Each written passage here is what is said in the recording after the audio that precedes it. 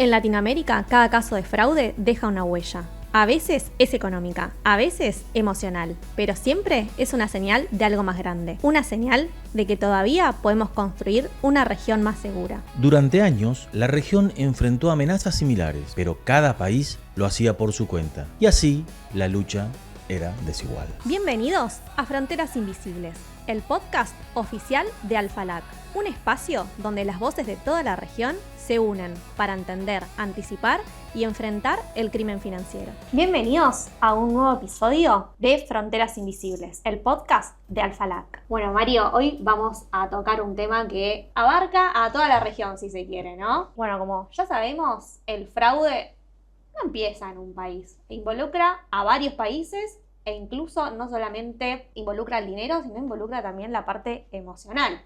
Exacto. La parte, digamos, los sentimientos de las personas, porque por ahí muchas veces sienten vergüenza, también la reputación de una empresa. Y esto es igual para todos los países y para toda la región. Esto es, como comentás, es muy abarcativo y lo vemos muy a menudo, que todas las instituciones están afectadas por este tipo de ataques, y todos los países. Y como sabemos, el eslabón más débil, ¿quién es? Las personas, las ¿no? personas. Las Sí. personas. Siempre va a recaer en las personas, en ese eslabón vulnerable y que necesitamos protegerlo. Porque, en definitiva, si yo voy a una institución financiera a llevar mi dinero, ¿para qué lo llevo? Para que me lo cuiden.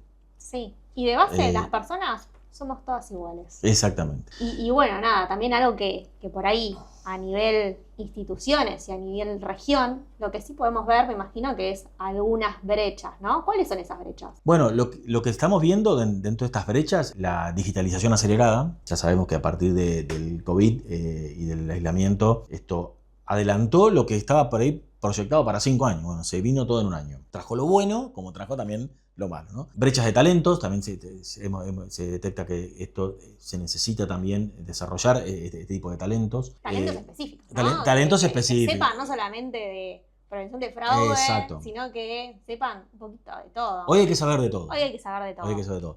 Desigualdad en la tecnología. Esto también se nota muy claro. Este avance de la digitalización hizo que algunos se ayornaran a esas nuevas tecnologías, otros están más atrasados. Los defraudadores, por lo general, son los primeros que se adaptan a eso. Y también hay un tema del crimen organizado, porque el crimen organizado ya es transnacional, no tiene frontera.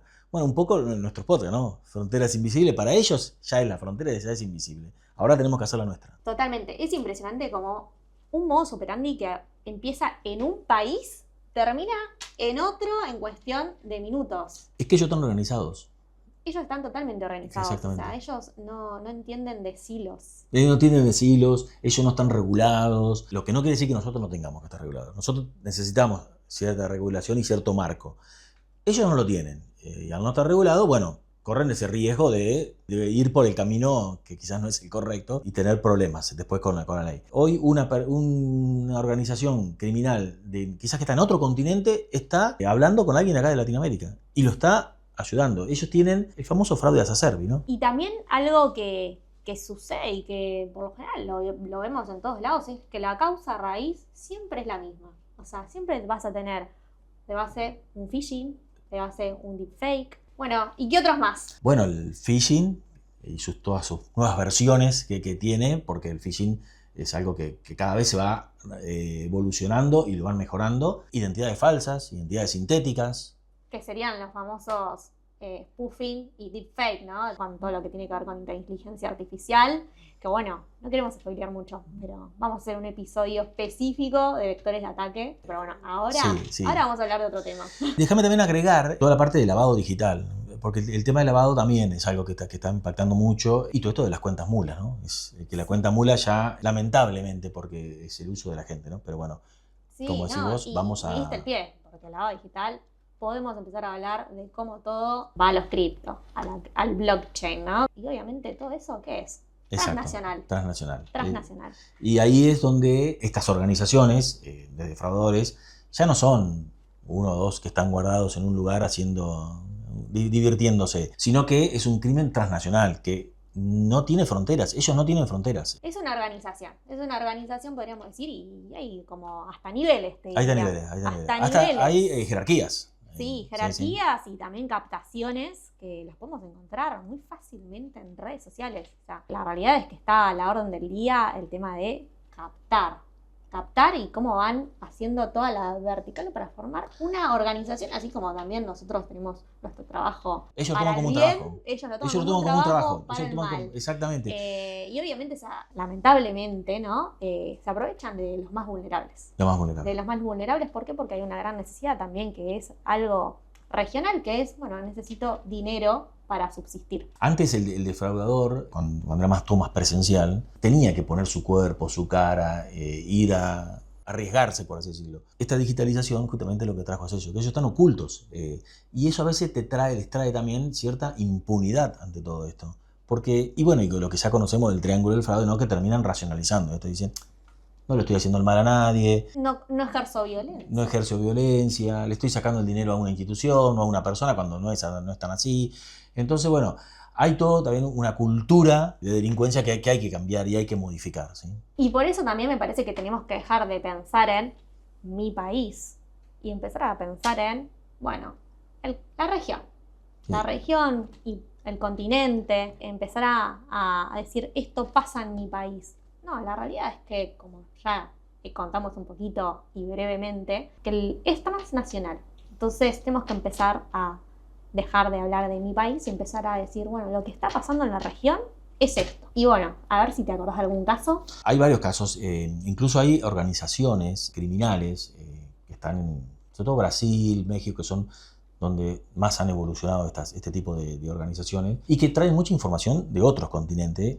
El continente asiático también es un continente bastante conflictivo en esto. Y estas organizaciones, ellos están tan organizados que no atacan solamente a su país, sino que lo diversifican por toda la región. Hay casos que se han detectado donde estas organizaciones han creado virus o malware y que después esos malware los comercializan. ¿Y a quién se los comercializan? A otra organización, a otra institución de otro país que se los termina comprando. El famoso mercadeo, ¿no? El famoso mercadeo y el famoso somos colaborativos y yo colaboro, dicen ellos, con otra organización criminal para ampliar este fraude. Entonces ellos ya no solo se nutren económicamente de esos fraudes que atacan, sino también que están vendiendo sus servicios.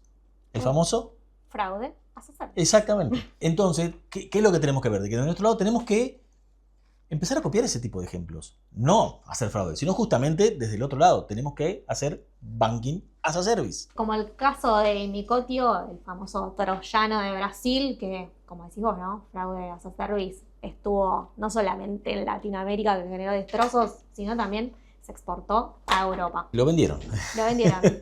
Bueno, esto quiere decir que básicamente las amenazas que aparecen en un país pueden aparecer tranquilamente en otro, y de hecho cuando empezamos a hablar con nuestros embajadores y con las personas que están en los diferentes rubros empiezan a encajar las piezas, ¿no? Como esto de, che, me pasó tal situación en tal fecha, y de ahí dicen, bueno, a mí me pasó al mismo tiempo o 15 días después o 2 semanas después, pasa todo el tiempo. Pasa todo el tiempo. Y ahí empieza que un poco lo que nosotros queremos armar con todo esto. ¿Y cómo lo solucionamos? ¿Y cómo lo mitigamos? Porque si no estamos unidos cada uno y lo interpreta de una forma, bueno, unamos fuerza, unamos conocimiento, unamos errores, porque en definitiva de los errores vamos a aprender. Y ese es el espíritu que estamos buscando desde Alfalac. Generemos colaboración, básicamente. Bueno, y la importancia también, dicho esto, de la cooperación público y privada, es decir, las empresas y la justicia, sí, ¿no? Un gran desafío que hay que unir esas dos verticales de lo público, lo privado, de la justicia. Que yo noto y se ha notado que ya la justicia está más comprometida con todo esto. Incluso se están capacitando, incluso se están buscando la forma de entender también ellos desde el lado de la justicia cómo pueden colaborar con la parte privada y cómo poder ayudar. Sí, no, y aparte ya existen, obviamente, fiscalías especializadas, ¿no? Acá en Argentina hay muchas fiscalías especializadas en todo lo que es cibercrimen, que ya tienen su labor muy aceitada, incluso dan capacitaciones y están buenísimas, pero es súper interesante cómo empieza a romperse esos hilos, no solamente, como decíamos nosotros, ¿no? Esto de, bueno, Alfalac con esta visión 360 interdisciplinaria, sino también ahora estamos empezando a ver cada vez más esta cooperación público-privada. está buenísimo y nosotros también como alianza pregonamos eso, estamos abiertos a que el espacio sea colaborativo también en este aspecto y es súper importante que todos nos unamos, ¿no? Por este objetivo en común. De hecho, algunos de estos eventos o webinars que hemos hecho el año pasado se sumaron a esos webinars justamente de las fuerzas policiales, de la justicia, porque ellos están interesados en entender también y en colaborar. Y esto que vos comentabas de la fiscalía, tenemos fiscales y conocemos fiscales que están muy comprometidos y que salen a dar charlas, a dar cursos, a capacitar, a concientizar a la sociedad, porque también esto es parte de concientizar a la sociedad en todo lo que está sucediendo. Y con el apoyo de la parte privada y con el apoyo de ellos, como entidad pública, se pueden generar grandes hallazgos y grandes alternativas. Sí, ¿no? Y sobre todo esto, ¿no? De, todo el crimen transnacional, bueno, empecemos a conectar fiscalías. Obviamente ya están conectadas, pero empezar a entender de qué forma la información que es súper valiosa empiece a correr, ¿no? Empiece a circular en el ámbito privado, en el ámbito público, que las fronteras empiecen a ser invisibles y empiecen a colaborar aún más. Nosotros somos ese puente que va a unir justamente todas estas verticales y tenemos que empezar a desarrollarlo y a trabajarlo y a sumar, a invitarnos a sumarse a todos porque es parte de este gran proyecto. Bueno, y también la brecha en la regulación, ¿no? Que creo que es algo que hay que poner sobre la mesa porque hay diferentes países que tienen diferentes regulaciones y eso también, no te digo que es un limitante, pero hay mucho también de oportunidad de mejora. Hay muchísimas. Mirá, te voy a dar dos ejemplos. No voy a nombrar los países para no generar ninguna susceptibilidad, pero tenemos un caso de un país donde ante el tema de cripto, que empezó a llegar a su país, la regulación decidió no aceptamos cripto. No queremos problemas, no aceptamos cripto. Cuando en realidad la cripto no es un problema. El problema es cómo se utiliza y para qué se utiliza. Y en otros países ya está funcionando. Entonces, ¿por qué no esos países no interactuar y decir, bueno, ¿qué hiciste vos? ¿Cómo lo regulaste?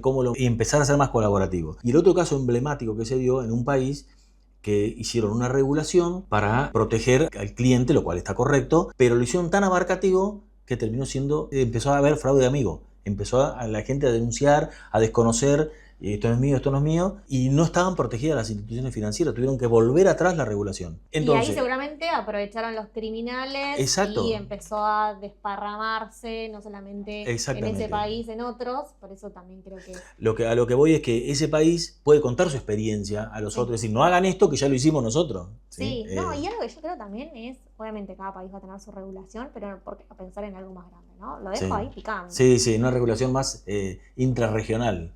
No sé. Creo que vamos a ir ese camino, vamos a ir un camino más regional, más abarcativo, no tanto de cada uno. Obviamente cada país tiene sus particularidades y su constitución, y esa constitución es la que regula ese marco. Pero sí hay cosas que nos unen y tenemos que buscar esos puntos de unión que nos favorezcan a todos. Así que bueno, muchas gracias por escucharnos en este episodio y queremos que AlphaLAC sea justamente un lugar donde pueda empezar a circular todo tipo de información y obviamente que el espíritu sea la colaboración. Así que gracias y nos vemos en el próximo episodio de Fronteras Invisibles, el podcast de AlphaLAC.